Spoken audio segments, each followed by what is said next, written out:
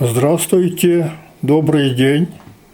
Я профессор Томский Григорий Васильевич, доктор физико-математических наук, бывший чиновник высшей категории сектора образования ЮНЕСКО и член Союза писателей Франции. В этом видео вы послушаете отрывки из моей книги «Тангризм. Религии Аттилы и Чингисхана» и мои комментарии. Речь пойдет о классификации разновидностей тангризма, или по-другому тенгрианства. В настоящее время получает распространение концепция религии как совокупности совместимых между собой индивидуальных верований. Даже последователи традиционных верований воспринимают различным образом свои верования. Все идет к тому, что каждый думающий человек будет иметь свою индивидуальную веру. Для нас интересны все удачные примеры персонализации религий или изложения своих мировоззренческих систем, прежде всего талантливыми учеными, творческими людьми и лидерами общественного мнения. Персонализация любой религии защищает ее от устаревания и догматизации, так как в этом случае каждый верующий принимает ее не слепо, а модифицирует под свою личность, пропуская ее через себя и делая ее своей религией. Свои персональные верования я подробно изложил в видео «Мой тангризм». Практика тангризма может сводиться к украшению интерьера несколькими приятными для глаза или полезными для медитации сувенирами с тангрианской символикой, чтению поднимающих настроение и способствующих мобилизации психологических и других ресурсов тангрианских молитв. В возрождении тангризма на современной основе лидирует Якутия, ибо народ Саха не подвергся сильному влиянию других великих религий, и его традиционная национальная культура насквозь пронизана тангризмом. Стройное учение Терис изложено во многих его книгах и рукописях. Замещение в этом учении Бога, Создателя Вселенной и всех ее законов понятием тангра как совокупности неизученных сил и полей приводит его в форму, полностью совместимую с научным мировоззрением без ущерба для его основного содержания. Собранные, отредактированные и систематизированные им молитвы зовут к самосовершенствованию и творчеству. Их может читать любой человек, заменяя при желании поэтические обращения к ипостасям тангра на обращение к своим святым покровителям. Таким образом, Терис развивает оригинальную и перспективную педагогическую и психотерапевтическую систему, представляющую интерес для всех стран. Более религиозные компоненты этого учения рассматриваются как совокупность методов сохранения и трансляции традиционных культурных ценностей якутского народа. Деятельность Териса является примером для всех грамотных служителей тангрианской религии, которые должны быть настоящими современными педагогами дополнительного образования. Данная книга, написанная современным научным языком, может послужить учебным пособием для таких педагогов, которые могут на ее основе создавать свои методические пособия. Можно разрабатывать дополнительные психотерапевтические методики. Латентным тангристом можно считать любого человека с совместимыми с кредо современного тангризма взглядами, то есть подавляющее большинство людей доброй воли. Изучение тангрианской литературы, а также участие в тангрианском празднике или обряде можно считать приобщением к тангризму. Классический тангризм служил проекту объединения народов для достижения всеобщего мира, который на самом деле был близок к реализации в XIII веке. В современную эпоху достижение великих общих целей человечества к самосохранению, решению проблемы продления жизни и даже бессмертия будет достигнуто путем добровольной мобилизации людей с наиболее рациональным стилем мышления. Тангрианские ценности и педагогика должны способствовать выявлению и воспитанию лидеров, способных участвовать во всех важных и гуманных общечеловеческих проектах. Сотовая архитектура современного тангризма позволяет включить в нее любые полезные модули и компоненты. Поэтому мы с большим интересом следим за развитием казахского неономадизма, стремящегося возродить дух великой степи, воспитывать и сплотить людей, способных реализовывать большие самоокупаемые проекты малыми силами. В своей книге я описал свои международные проекты Атила и ЖИПТО. Первый проект представляет интерес для кинематографистов, деятелей туристического бизнеса, организаторов культурных и спортивных мероприятий.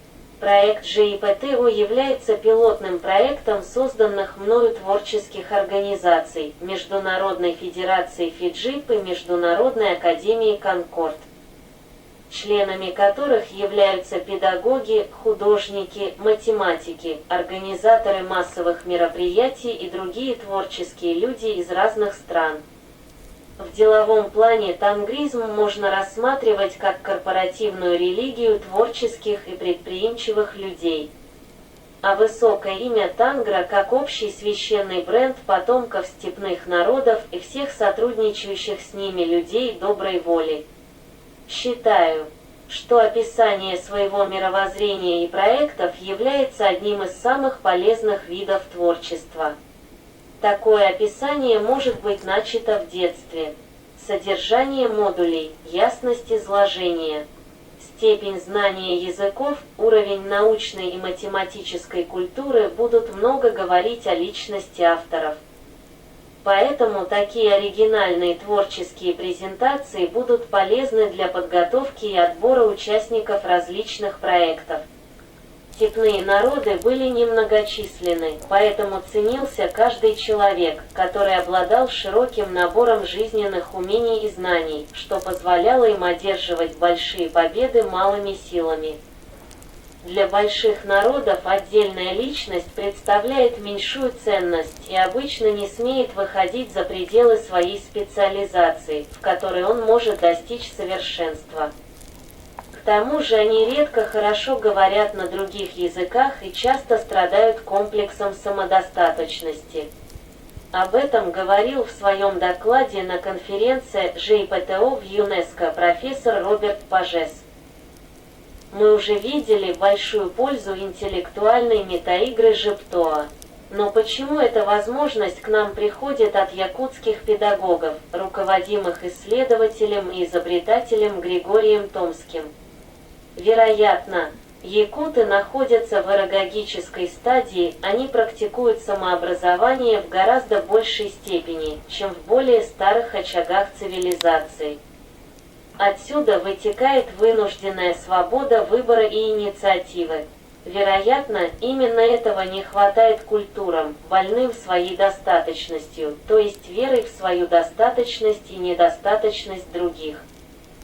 Фазы вынужденной эргогии кажутся наиболее плодотворными. Поэтому многосторонне развитые представители потомков степных народов могут добиться больших успехов в международном сотрудничестве. Разумеется, плодотворное сотрудничество в узкой области возможно между людьми, даже с сильно отличающимися мировоззрениями. Но степень доверия и взаимопонимания возрастает в зависимости от степени сходства. Для меня достаточно положительного восприятия кредо тангризма, что является первым показателем широты взглядов, толерантности и наличия доброй воли. Остальное не так существенно. Кредо тангризма допускает для утешения сознания или укрепления духа практиковать любые религиозные верования и обычаи, не наносящие вреда качеству жизни других. Можно верить в одну из религиозных концепций спасения души, но соглашаться и с научной концепцией спасения жизни и достижения бессмертия, которая в принципе не противоречит никакой религиозной концепции. Проект значительного продления жизни человека является одним из основных проектов, руководимой мною Международной академией «Конкорд». В чисто мировоззренческом плане можно говорить о групповом тангризме людей с близкими по каким-то критериям мировоззрениями. Члены такой группы могут организовать ассоциацию, тогда мы имеем дело с ассоциативным тангризмом. В свою тангрианскую группу я включаю представителей разных народов, согласных с основными положениями моих книг и видео. В этом случае слово «тангрист» является синонимом творческого человека с открытым мировоззрением, желающего сплотиться с единомышленниками. Чтобы эффективнее участвовать в решении великих научных и социальных проблем, стоящих перед человечеством и разумом. В якутском тангризме мне близка группа единомышленников Териса с его богатой и хорошо систематизированной системой, выработанной в течение многих лет. Мы отвергаем тех, кто путает тангризм с шаманизмом. К латентным тангристам мы причисляем большинство современных представителей точных и естественных наук.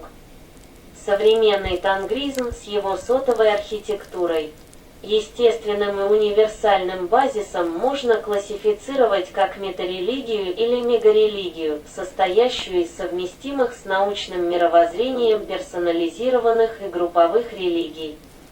В свою очередь, эту мегарелигию можно разделить на национальные тангрианские религии, отличающиеся своими обрядами, языком и содержанием молитв и некоторыми другими характеристиками. Заметим, что в классическую эпоху тангризм часто рассматривался как имперская сверхидея и надрелигиозная идеология. Например, якутский тангризм состоит из множества групповых и ассоциативных религий. Кут-Сюр-Териса, Аараи и Кондакова, Танарайанство Угарова и других тангризмов, в том числе политеистического толка, объединенных языком, традициями и культурной основой. Отсутствие строгих канонов в якутском тангризме придает ему творческий и живой характер. Действительно, истолкование основ тангризма в том или ином духе почти не отражается в его практике. Различные массовые праздники и семейные мероприятия с повышающими жизненные силы людей тангрианскими молитвами и благословениями остаются неотъемлемой частью культуры народа Саха. Белые шаманы, жрецы тангризма, являются в большинстве самодеятельными или профессиональными артистами, задействованными в период проведения праздников для совершения традиционных по форме, но импровизированных обрядов. При политеистической трактовке различные ипостаси тангра рассматриваются как отдельные божества. Но наше толкование тангра как совокупности всех неизвестных науке сил, полей и их источников, способных помочь человеку, не противоречит никаким другим толкованиям. При желании из этой общей совокупности можно выделить подмножество сил, способных помочь тем или иным видам деятельности, и нарекать эти совокупности традиционными именами. Таким образом, мы снимаем противоречие между классическим монотеистическим и политеистическим толкованиями тангризма. Я смотрю очень оптимистически на будущее тангризма. Во времена классического тангризма миллионы степняков верили в тангра и в эпоху Монгольской империи добились того, что более 1/3 части населения Земли в той или иной степени соглашалась с кредо классического тангризма. Кредо современного тангризма без всякого принуждения приемлемо для миллиардов людей доброй воли. Будут созданы международные тангрианские организации, способные к реализации культурных, научных, педагогических, спортивных, туристических и других самоокупаемых проектов в плодотворном сотрудничестве с самыми лучшими творческими силами. После успешной реализации первых больших проектов, в частности кинематографических, Можно ожидать достаточно быстрое превращение современного тангризма в мировую метарелигию нового типа, совместимую с научным мировоззрением и нацеленную на улучшение качества жизни для всех. На сплочение людей доброй волей, и поэтому интересную для миллиардов жителей Земли. Тангризм будет представлять из себя мегарелигию, состоящую из огромного множества непрерывно развивающихся индивидуальных верований и групповых религий. Индивидуальные верования будут относиться к футуристическим прогнозам, научным теориям и гипотезам, включая правдоподобные для личности элементы религий, к системам личностного и творческого развития, к способам медитации и мобилизации своих жизненных сил. Подзарядки дополнительными ресурсами из окружающей среды, включая неизвестные нам силы, поля и их источники. Распространение такого тангризма будет способствовать сплочению человечества, увеличению его творческого потенциала, преодолению его детских болезней, в том числе войны и геноцида, для сохранения цивилизации и ее дальнейшего развития.